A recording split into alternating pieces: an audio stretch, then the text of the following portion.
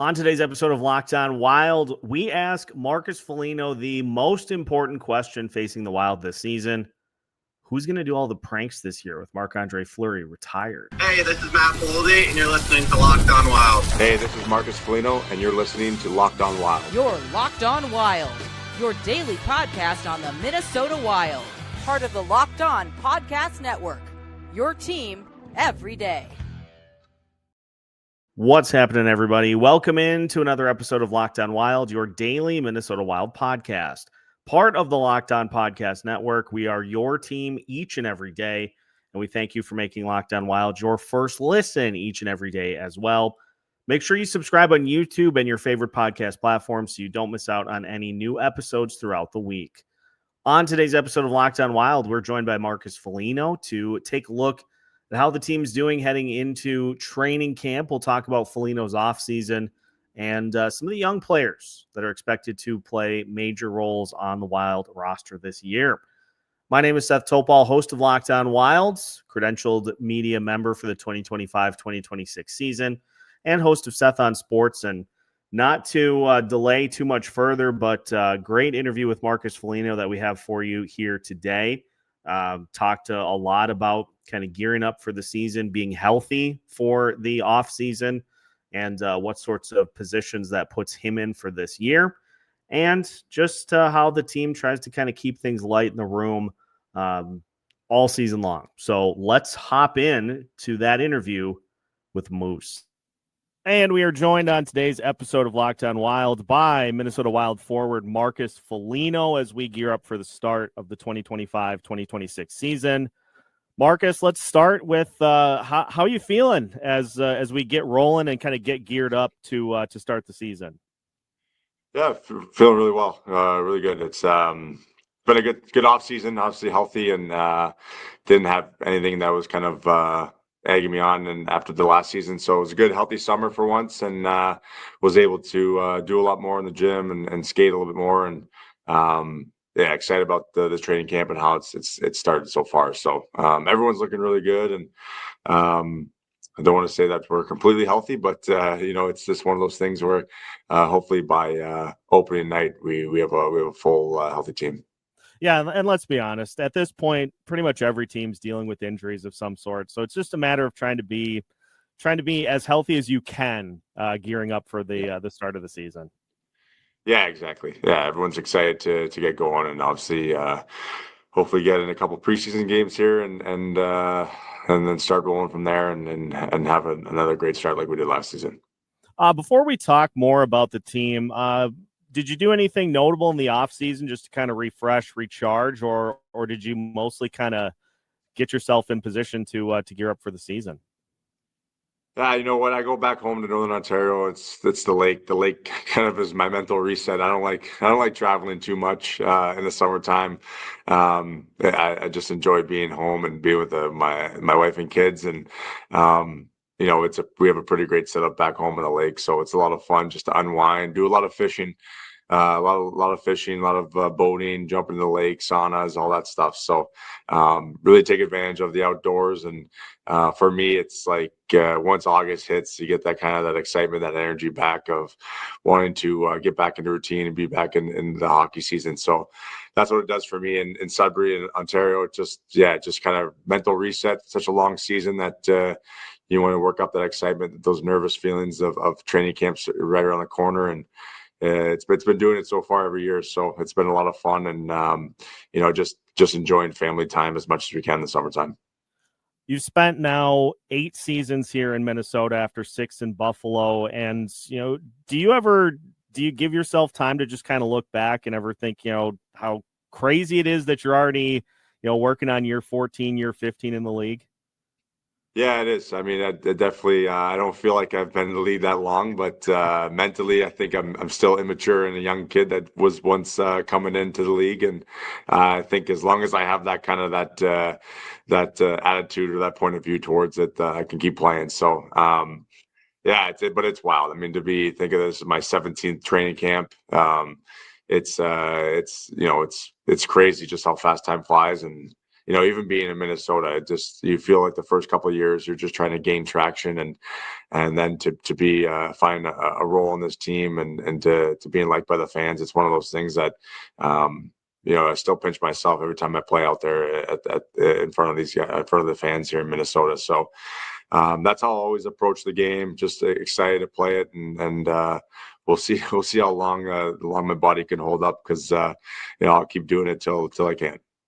Now, you mentioned you are one of the more physical players on the team, and it can be just as simple as sending somebody into the boards to get the fans going, especially in a tight game.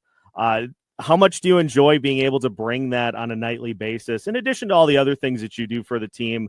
Just being able to try to kind of get the fans going if a game is close, in the second and the third period. I mean, it's part of my game. I've always appreciated that part of the game where, it might not necessarily be a goal that can shift the game, but a forechecking or a defensive play or something that can swing momentum in your side. And once you hit someone and you can hear the roar of the crowd just as loud as someone scoring, it gets pretty addictive. So it's one of those things that I've always enjoyed, especially here in Minnesota. I just feel like they really thrive when they can see me coming down on a forecheck. You can hear kind of the build up to the cheers. So it's something that I always provide for our team, for this organization, and certainly for the fans. It's the physical play that I love doing. So it's something that I'll always cherish and always know it's part of my game to do that. Get the guys in the game physically and mentally, and it's helped me so much in my career too. So it's something that I can never shy away from, and but it brings you a lot of joy knowing that people love seeing it. I got to ask, it's been a pretty close room the last few years, but there's going to be one notable player that is not part of it this year, Marc-Andre Fleury, who I know was at training camp. Have you guys figured out who is going to kind of step up the pranks this year, or is that kind of ongoing? I think it might have been his crease partner Gustafson that's taken over that already. I think he's messing with a couple guys' chin straps before practice and things like that, me being one of them. So it's not having Marc-Andre Fleury around is obviously different. It really is. I mean, it's guys come and go, but special players like that, leave a little bit of a hole, and just the energy in the room, right? So, he's still around here at training camp, checking in on the guys, and kind of just coming in to advise a little bit. But you can tell that it's, he would love to be playing and lacing up the pads for sure another year. But it's incredible to play with them, and it's incredible just to be around that guy every day, and just to see how much excitement he has coming to the rink. It's infectious and it wears off on a lot of guys. So the prank stuff, I'm sure, like I said, Gustafson will probably keep carrying it, but from time to time there's some guys messing around here. It just, it's not about Flower. I think Flower's message was just keep it light in the room, right? You want guys to feel, if they're messing with you, the guys like you. So yeah, that's something that will miss his pranks. But I'll tell you this: I'm excited that I won't have that much, that many pranks during the season. I always have to be checking my skates. It gives you a lot of anxiety every day when you got to be checking your stuff before going out for practice. So, but we'll miss him for sure. And how important is having a tight knit room, and a room that likes to kind of keep it loose? Especially, you guys have some young players that are going to factor into your success this year. So being able to kind of keep it loose, keep it light, I'm sure is a big help for them getting acclimated to the NHL themselves. Yeah, you know what? We have a lot of great prospects coming up, and guys that are knocking on the door right now. It's always intriguing, and as an older guy, you're always kind of scanning it and seeing who can come out and maybe bump you out of a position. But it's great, that young energy is so great for our room, and also throughout an 82-game season, right, where you're going to need some of these guys throughout the lineup and to help push you over and to get you in the playoffs. It takes more than just 20-some guys. So a lot of good. I think Hunter Haight looks really good right now. He's hopefully playing tomorrow, but he's another kid that's just infectious with his work ethic and has put on some weight. A lot of these guys you see come in 3 years ago or 2 years ago, and you can see the progress being made. There's a lot of kids that Wallstedt now will have a full go at it this year.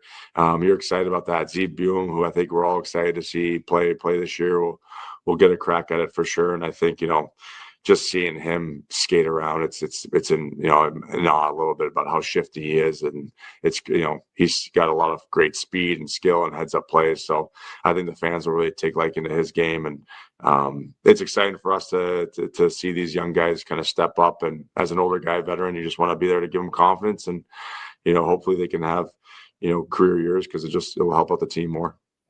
Looking at this year, as you mentioned, training camp already off and running. And I know last year there was a lot of talk that Hines put together a pretty intense, pretty rigorous training camp. And the team played very, very well to start the season. You guys were leading the league in points in early December before the injuries kind of took over. Do you feel like you're in a good position to play at that same level here this year once things get rolling?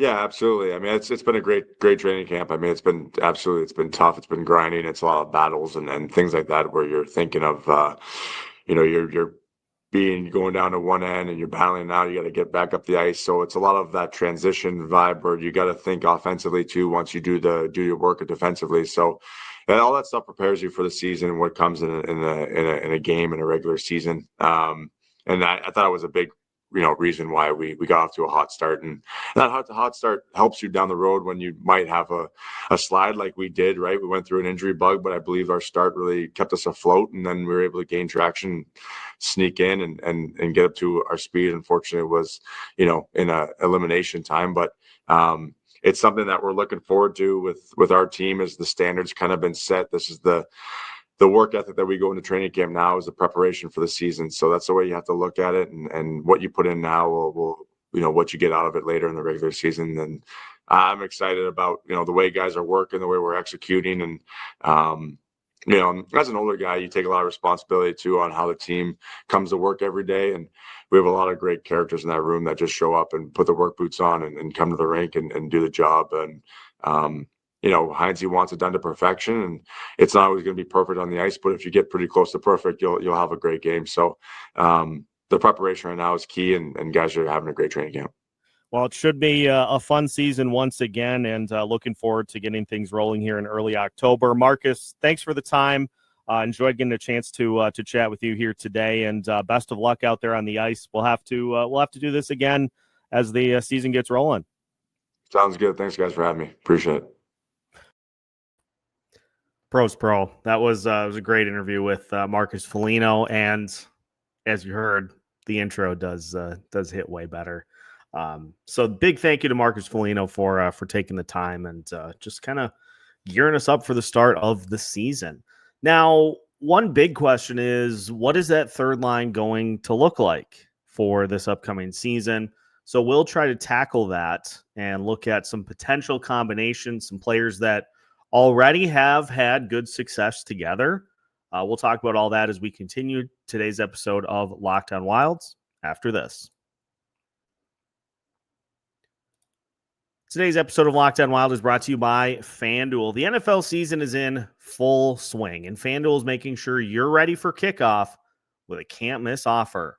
Right now, new customers can bet just $5, and if your bet wins, you'll get $300 in bonus bets to use across the app.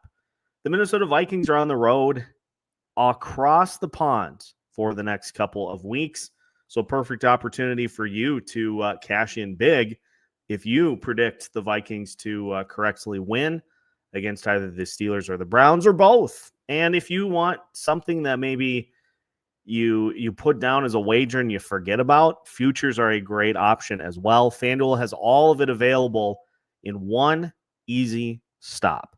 So are you ready to play? Download the FanDuel app now by visiting FanDuel.com to get started. That's FanDuel.com to place your first $5 bet. Welcome back to today's episode of Locked On Wild. Once again, we thank you for making Locked On Wild your first listen each and every day. Make sure to like and subscribe on YouTube so you don't miss out on any new episodes throughout the week. And we have a massive surprise for you coming up on Sunday at noon. Not going to spoil the surprise whatsoever.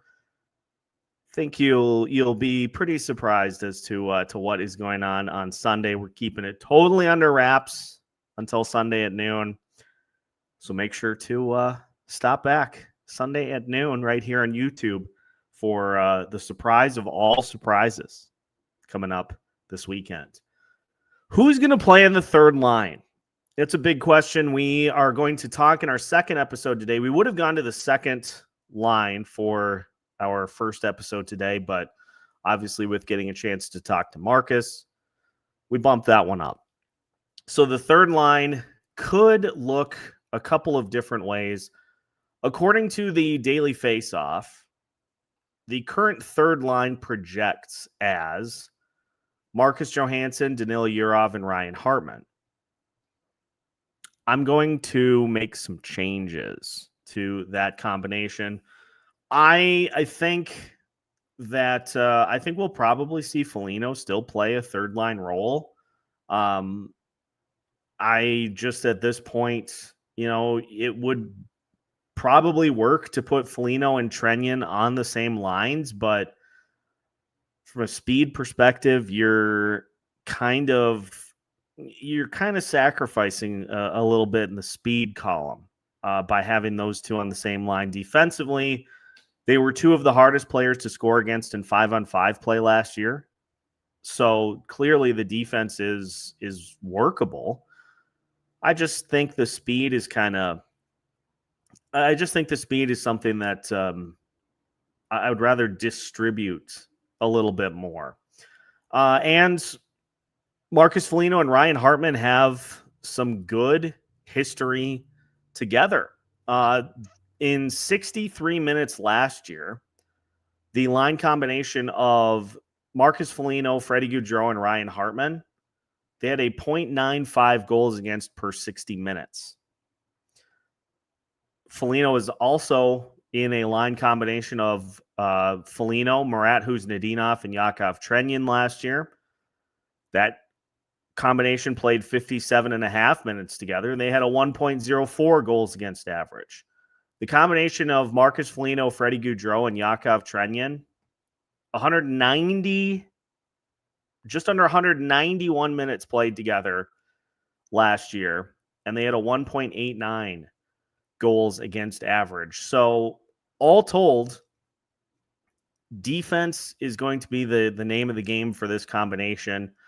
And I think Marcus Foligno and Ryan Hartman have enough of a comfort level together that I think you'd be able to put them together and really not have any issues because both players have shown the capabilities to score. Now, it's not their calling card, but you've got Foligno, who's good at winning battles along the boards and is a big physical presence. Ryan Hartman is a shooter, first and foremost, but he also plays good defense on the perimeter. So you add those two together. Now, the only question would be, who's the center for that combination going to be?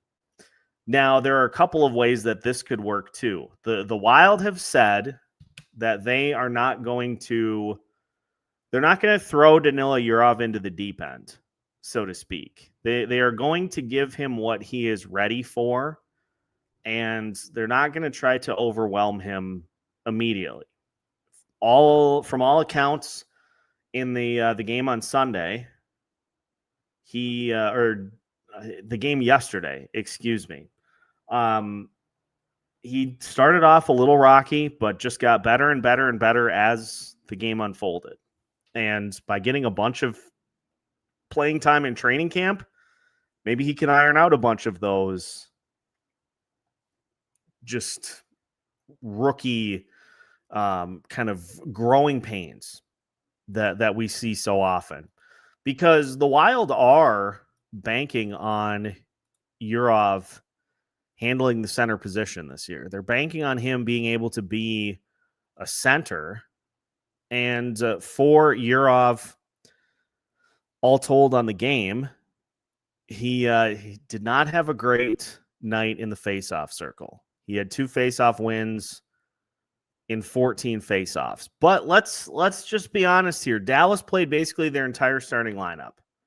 So that kind of speaks for itself. But the thing that I like is Yurov got just under 18 minutes. He played in the power play and the penalty kill. And would you like to see a few more face-off wins? Sure, but that'll come. What I want to see is him get acclimated and get comfortable to the point that he starts to really flow with the game and he understands what is going on, what needs to happen. Once that moment comes, once he has that light bulb moment, then you can give him whatever you're looking for, and he'll be able to do it. So would Yurov work as the third center? Sure, he absolutely could work if he's ready for it. But there's a possibility here that Ryan Hartman, if needed, could slide to the center position. And then maybe Marcus Johansson factors in. Maybe Trenyan gets a bump up. I guess those are possibilities. Those are options. But honestly, the big thing for me is just let's put Danila Yurov in a spot where he is comfortable and is going to maximize his development in the NHL. You've got the guys that you signed. You got Brett Leeson that you signed to the PTO. He's probably a fourth-line guy if he makes the team. He's not going to factor in, I don't think, to third-line play. Nico Sturm, I think, is pretty solidly set as the fourth-line center. I don't think he's going to factor into the third-line play. So there is a big opportunity for somebody to lock down that third-line center spot. The Wild are hoping that it is Yurov. And so as of right now, we're going to just assume that it is him. And I kind of like the combination of Foligno, Yurov, and Hartman because they do bring a little offense to the table. And Yurov can bring a needed kind of a playmaking jolt with that combination. I don't know why. I can't explain why the combination of Foligno and Rossi works as well as it does, but that's a combination that works for probably a lot of the same reason. You got a big body on that line, and you just need to kind of put a playmaker in there that can shoot the puck, and Foligno can clean up around the net. So I think that combination really could work. There are a lot of options that the Wild could go. I think, honestly, with Matt Zuccarello injured and Liam Öhgren bumped up, I think that allows for the biggest opportunity for somebody to take a spot on that third line. You know, when Zuccarello returns that he is going to go back to line 2. The only question is who between Tarasenko and Öhgren stays with him. So there's a lot of opportunity in that middle 6, and of course in the fourth line as well. But I'd love to see Yurov get the opportunity here to just do his thing. Do his thing to develop and to have some protection out there on the ice as well, a la what we saw at the end of the game last night. So what are the expectations for the third line? What can we expect as far as production goes and what we want to see from the third line combo? You know, the Grief line is mentioned quite a bit. I don't think we will see a return to that with how the NHL continues to evolve, but a slow it down kind of a line is certainly not out of the question. We'll discuss as we finish today's episode of Locked On Wild after this. Today's episode of Locked On Wild is brought to you by Monarch Money. Most people can't name all their financial accounts or even what they're worth, whether it's 401ks, properties, or investments. And when you don't have the full picture, you can end up leaving money on the table. That's why there's Monarch Money. It's an all-in-one personal finance tool that brings your entire financial life together in one clean, easy-to-use interface on your laptop or on your phone. Monarch is built for people with busy lives. If you've put off organizing your finances, Monarch is here for you. Monarch does the heavy lifting for you. You can link all of your accounts in minutes, see clear data visuals, get smart categorization of your spending, and finally feel in control of your money without ever touching a spreadsheet. Don't let financial opportunities slip through the cracks. Use code LOCKEDONNHL at monarchmoney.com in your browser for half off your first year. That's 50% off your first year at monarchmoney.com with code LOCKEDONNHL. Final segment of today's episode of Locked On Wild. Once again, we thank you for making Locked On Wild your first listen each and every day. Make sure to like and subscribe on YouTube and your favorite podcast platforms so you don't miss out on any new episodes throughout the week. We're getting close to 3,600 YouTube subscribers, so thank you to everybody who has subscribed so far. We are starting to get a little bit of a nice uptick as we get closer to the season, which that's when you know hockey season is getting close, is when you see the uptick in the subs. And we are certainly at that point. Also, don't miss big, massive surprise coming up at noon on Sunday. Arguably the biggest in the history of the channel. So stay tuned. I'm not going to spoil it early, but join us here at noon on Sunday. It's gonna be big. So what can we expect production-wise from the potential third line for the Minnesota Wild? Now, just as we have done for the other lines, you'll see this in our second line preview coming up later tonight. Just looking at the 82 game averages for everybody on the roster. So for the third line, Marcus Foligno's 82 game average, 13 goals, 17 assists, 30 total points over an 82 game span. Ryan Hartman's averages 18 goals, 21 assists, 38 total points, 39 total points over 82 games. As far as Danila Yurov goes, we don't really know. We don't really know because he has not played in the NHL, obviously, as of yet. If you look at what he did in the KHL the last few seasons, 2022, 2023, he had 6 goals and 12 points in 59 games. 2023, 2024 was the record breaker. He had 49 points in 62 games, including 21 goals. And this past season, facing some pressure to extend his contract, he got the KHL treatment where he played in single-digit minutes quite often. He still had 13 goals, 12 assists, and 25 points. He was also working his way back from offseason surgery. So based off of what we've seen there, honestly, for a young player, I keep throwing this out there. Everydayers have heard me say this 1,000 times. You don't want, you can't count on a player to come in like Matt Boldy did when he first got to the NHL level, where they just light it up from the moment they drop in. That is not that's not the standard. A lot of times players kind of have that wake up call when they first get started at the NHL level, and it takes them a little while to adjust to the speed. But once they do, they kind of start to incrementally have those solid moments of play. So if we peg, I'm just going to say 15 goals, assuming that Yurov gets like that third line spot, 10 to 15 goals as a rookie. I think that would be a good starting point for him. And you're on a similar track with those other guys on your line. 46 goals with the potential, like if those guys exceed their goals number, I think 13, Marcus Foligno is about a double-digit goal guy.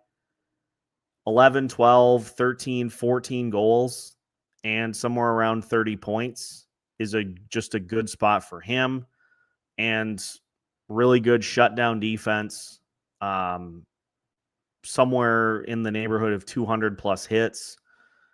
That's about what you can expect from him over the course of a solid season. Ryan Hartman's a little bit more of a wild card because I think if he plays 70 plus games, I think you can pencil him in for 20 to 25 goals. And let's say maybe Danila Yurov does come in and really hit the ground running. Maybe you pencil him in for another 20 as well. But looking at the rest of the Central Division, and again, these lines I'm sure are subject to change. This is what Daily Faceoff has for their combinations. For the Colorado Avalanche, Ross Colton, Jack Drury, and Victor Olofsson is what they are sitting with for a third line. I think the Wild can contend with that. When we go to the Dallas Stars, Jamie Benn, Matt Duchene, and Tyler Seguin. That's not going to be what their third line is. I mean, you are likely looking at Maverick Bork, probably a third line guy. I mean, I would imagine Sam Steele is probably going to be like a third liner for them this year. And maybe Jamie Benn does end up being the third line guy, but I feel like he's going to be more of a second line player for them this year, with also Matt Duchene. So Maverick Bork, Sam Steele, and maybe Tyler Seguin stays on that second line too. I think the Wild can contend with that third line. If you go to the Winnipeg Jets, you've got Nino Niederreiter, Vladislav Nemetsnikov, and Alex Iafallo. That is one where I think that Jets third line that's a tough one. The Nemetsnikov had a pretty good year last year. Niederreiter is like a death taxes and 20 goals from Nino Niederreiter type thing, where you just assume that he's going to hit those marks. Alex Iafallo, another solid player. So I think the Jets have the better third line there, but I also think that the Wild can contend with it. St. Louis Blues, Jake Neighbors, Pius Suter, and Dalibor Dvorsky. Jake Neighbors is a heck of a player, and Pius Suter had a career year last year. Probably not going to do the same thing again this year. But again, I think the Wild line up with that third line just fine. The Utah Mammoth. This might be another one that has the edge on the Wild. Lawson Krause, Jack McBain, and Michael Carson are the third liners, at least right now, for the Mammoth. That evens up pretty nicely between those two teams. The Nashville Predators, Michael Bunting, Eric Howla, and Jonathan Marchessault. Marchessault basically does not even want to be in Nashville at this point. So vibes are not great for that Nashville team. They continue to be bad. Also looking at Chicago's third line. This could be Landon Slaggert, Jason Dickinson, and Ilya Mikheyev. I think the Wild have that one in the bag as well. But it's obviously not about the offense for that third line. You want a line that can do both. You want a line that can score some goals and can also limit opponents. And I think with Foligno and Hartman on the edges for that line combination, I think that could work. I think that's workable. And let's say you find out that Danila Yurov is a quick study and he warrants being played higher up in the lineup. You can flip Hartman to center. Maybe depending on how Tarasenko is playing, you bump him down to the third line, and all of a sudden you get a nice deep team there. There are options. There are options available to navigate, as Marcus Foligno said himself, to navigate the injuries that are going to happen throughout the course of the season. So it's going to be really interesting to see what this third line looks like for opening night. We have a pretty solid idea of what the top line is going to be, pretty solid idea of what the second line is going to be. This is the first line where we really could see a couple of different things. And I guess we'll just wait and see what we get. But that is going to do it for today's episode. Once again, big thank you to Marcus Foligno for joining the show. We will have another episode coming up for you later tonight, talking about the second line, looking at the statistics for those combinations and what we can expect from all three players that we expect will be penciled in to those spots. Make sure to like and subscribe on YouTube and your favorite podcast platforms so you don't miss out on any new episodes throughout the week. We've got new episodes for you every Monday through Friday as part of the Locked On Podcast Network. We are your team each and every day.